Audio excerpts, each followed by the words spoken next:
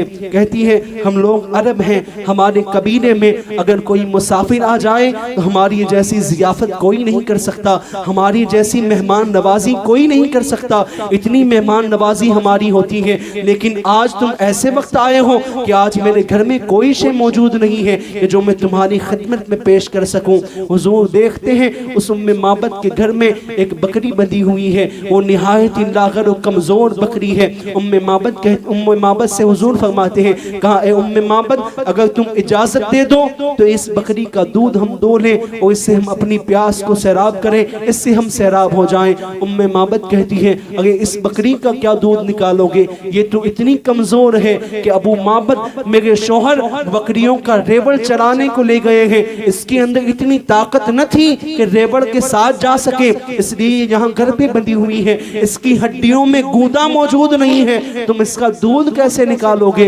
हुजूर ने फरमाया कि तुम इजाजत तो दो। तो कहती है कि ठीक है आप निकाल लें।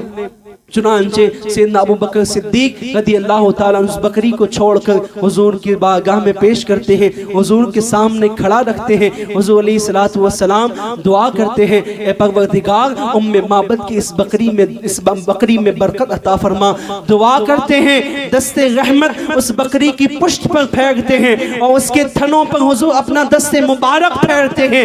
दस्त फिरना था, वो बकरी अपनी टांगों को फैला देती है, उसकी थन में दूध उतरने लगता है। उम्मे माबद से कहते हैं, उम्मे माबद बर्तन लाओ, इसका दूध निकाला जाए। हुजूर दूध दो रहे हैं, जाग उठ रही है। जाग कब उठती है, जब दूध कसरत से मौजूद हो और बड़ी रफ्तारी के साथ, तेजी के साथ छूट छूट कर निकलता हो। हुजूर दूध दोते जा रहे हैं, बर्तन भर जाता है। हुजूर फरमाते हैं कोई और बर्तन लाया जाए। उम्मे माबद दूसरे बर्तन ला रही हैं और बर्तन तलब किए जाते हैं, हत्ता के उम्मे माबद के घर की थालियां भी उस बकरी के दूध से भर जाती हैं। ये हुजूर के दस्ते मुबारक का मौजज़ा था कि रब ने उस बकरी के दूध में इतनी बरकतें अता फरमा दी। सुभान अल्लाह, नाराए तकबीर, नाराए रिसालत, सरकार की आमद। कि अल्लाह तबारक व तआला ने उस बकरी के दूध में इतनी बरकत अता फरमाई। फिर उम्मे माबद ने भी पिया, उसके बेटे ने भी दूध पिया, हुजूर ने भी दूध नोश फरमाया और फिर आप सफ़र के लिए रवाना हुए। उम्मे माबद भी हुजूर को देखती रही, ना हुजूर का नाम पूछा, ना हुजूर का पता पूछा। अरे कैसे पूछती, जो चेहराए वद्दुहा को देख ले, जो वद्दुहा चेहरे को देख ले, उसे क्या होश रहेगा, उसे क्या सवालों जवाब से गर्ज रहेगी। जिसके सामने ये नूरानी चेहरा आ जाए, वो किसी और चीज की तलब कैसे कर सकता है। उम्मे माबद ने भी कुछ न पूछा और हुजूर अलैहिस्सलातु वस्सलाम तशरीफ ले गए। रात को अबू माबद उम्मे माबद का शोहर घर में आता है। जब घर के करीब पहुंचता है, वो देखता है कि आज उसकी झोपड़ी, आज उसका घर रोशन नजर आ रहा है।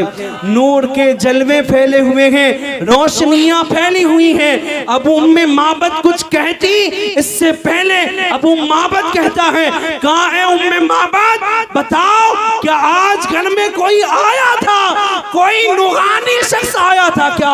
आज बड़े उजाले नजर आ रहे हैं। अबू माबद ने इतना पूछा, उम्मे माबद कहने लगती है, हाँ हाँ आया था। उम्मे माबद है कि नाम तो पूछा नहीं था, अब खुद से नाम रख लेती है। कहा जिसके आने से रब इतनी बरकतों का नुज़ूल फरमाए, जिसके आने से पूरे घर में अनवार व तजल्लियात का नूर बिखर जाए। उम्मे माबद ने उनका नाम मुबारक रखा।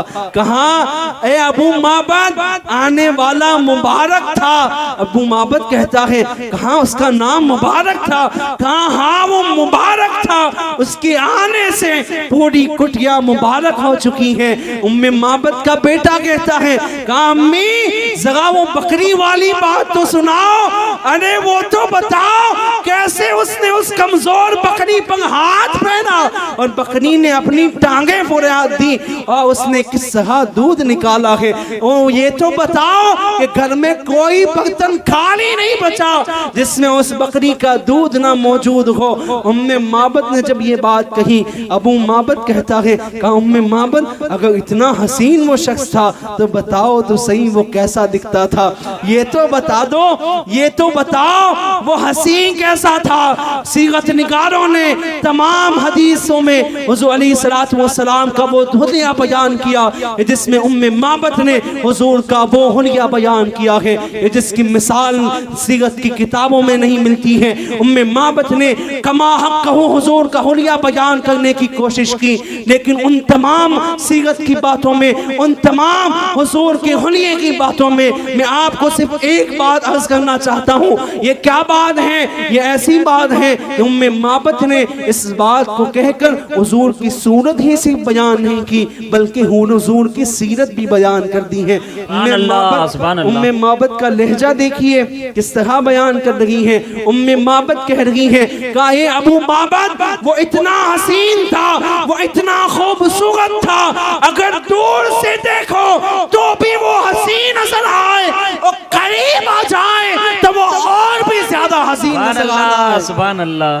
ये सिर्फ हुस्न की बात नहीं है, यहाँ सीरत भी बयान हो रही है। ये कुछ लोग होते हैं कि जो दूर से हसीन नजर आते हैं, जो दूर से खूबसूरत नजर आते हैं, बड़े खूब वज़ाक़ता वाले नजर आते हैं, लेकिन उनके जब करीब हुआ जाए, उनसे ताल्लुकात को जोड़ा जाए, उनसे रिश्तेदारी कायम की जाए, फिर उनका हुस्न बाकी नहीं रहता है। और कुछ लोग ऐसे भी होते हैं कि जो करीब हो, पास हो, बड़े हसीन नजर आते हैं, लेकिन दूर चले जाएं तो फिर उनका हुस्न बाकी नहीं रहता है।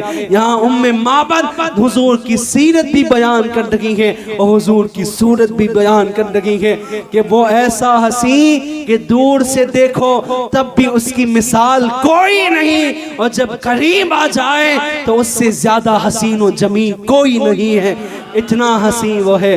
अब अबू माबद कहता है कहाँ उम्मे माबद तुमने मेरे साथ बड़ी ज्यादती की है। अरे वो मुबारक जब आया था इतना हसीन चेहरे वाला, जब हमारे घर तशरीफ लाया था तो मुझे भेजकर बुलवा लेती, मैं भी तो देख लेता, मैं भी तो उस मुबारक की ज़ियारत कर लेता, मैं भी तो उसके वद्दुहा चेहरे को देख लेता।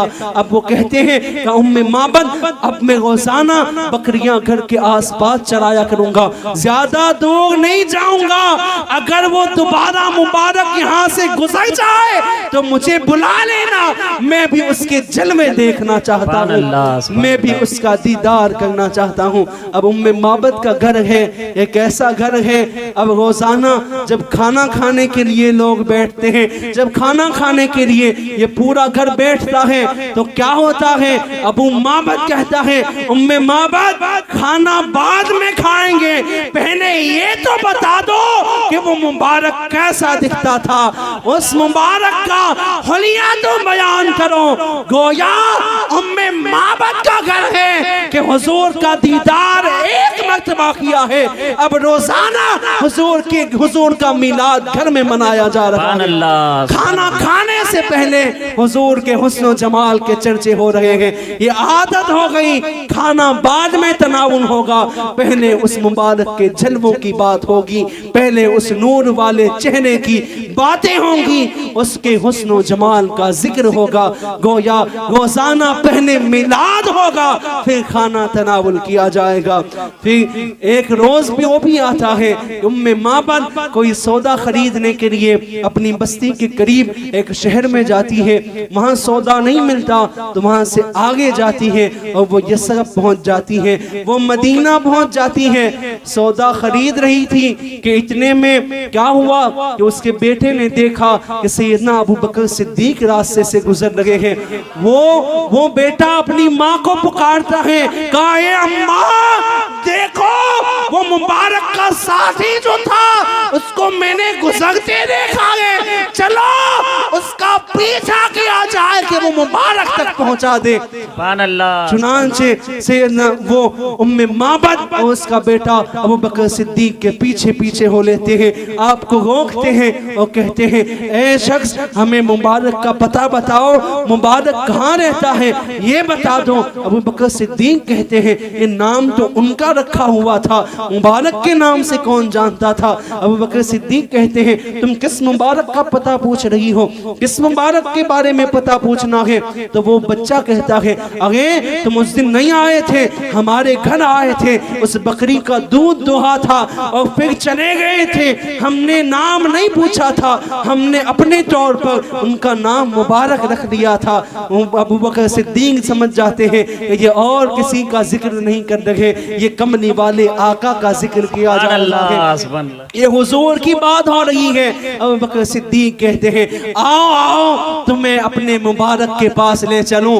अरे जिसे तुम मुबारक कहती हो वो मुबारक नहीं, वो मोहम्मद है और रब ने उनको कायनात का महबूब बनाकर भेजा है। अल्लाह। नाराए तकबीर, नाराए रिसालत, सरकार की आमद। रब ने तमाम शाने उसे अता कर कर हमारे दरमियान भेजा है। उम्मे माबद और उसका बेटा दोनों हुजूर के दरबार में पहुंचते हैं, हुजूर से इस्लाम कबूल करते हैं, वापस घर को लौटते हैं। घर को पहुंचते हैं तो बेटा माँ से कहता है कि अम्मी आप अब्बू को कुछ ना बताना, आप मेरे वालिद को कोई लफ्ज ना कहना, सारा वाकया मैं बयान करूंगा, मैं आज बताऊंगा। हम मुबारक का डेरा देख आए हैं, हम उस मुबारक की उस मुबारक बस्ती को देख आए, हम दोबारा मुबारक के बद्दुहा चेहरे को देख कर आए हैं। आप कुछ बयान नहीं करेंगी, आज तो सारी बातें सारी चीजें मैं ही बयान करूंगा।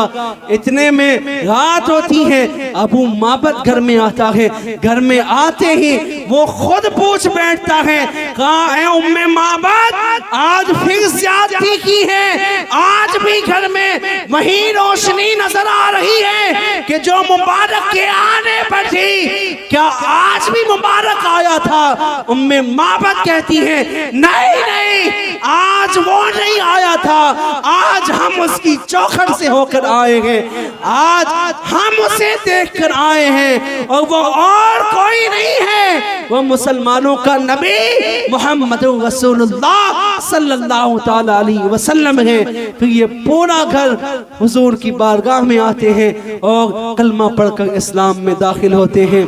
ये नूरे मोहम्मदी है, ये हुजूर का हुस्न है, इस हुस्न को कोई क्या बयां कर सकता है। अरे इस हुस्न को तो जो बयां करे उनके बारों में, उसके बारे में हमारे मुअर्रिखीन ने लिखा कि जो हुजूर का हुलिया याद कर ले, जो हुजूर के औसाफ को याद कर ले और हुजूर का हुलिया बयान करने वाला बन जाए तो अल्लाह